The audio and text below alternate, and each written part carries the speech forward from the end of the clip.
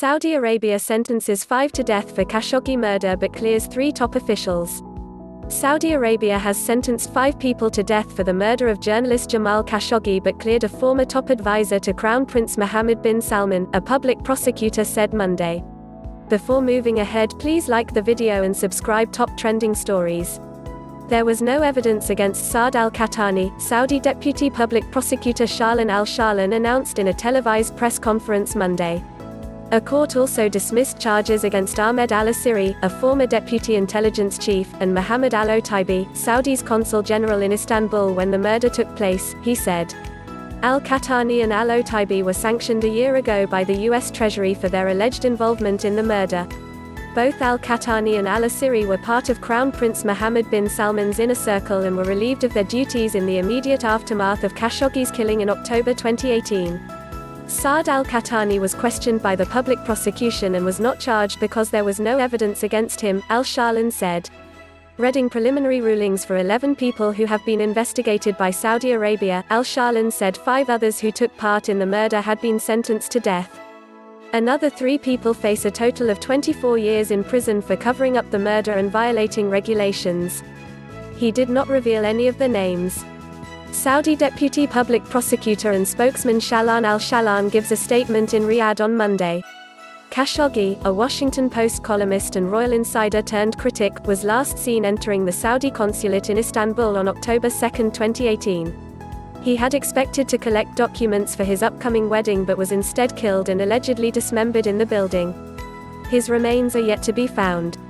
Verdict slammed as a mockery. The murder drew international condemnation and the CIA concluded that bin Salman personally ordered the killing. Riyadh's version of events on October 2 have repeatedly shifted as new details have emerged, but it has always maintained that neither bin Salman nor his father King Salman knew of the operation to target Khashoggi. U.S. officials, however, have said such a mission, including 15 men sent from the kingdom, could not have been carried out without the authorization of bin Salman.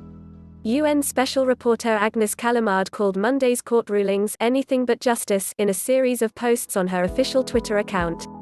The UN expert previously found sufficient credible evidence that called for the Saudi Crown Prince to be investigated. Callamard criticized the court's conclusion that the killing was not premeditated, citing the presence of a forensic doctor, how the defendants had repeatedly stated they were obeying orders, and how the consul general took all necessary precautions to ensure there will be no eyewitness present. She added, "Bottom line, the hitmen are guilty, sentenced to death.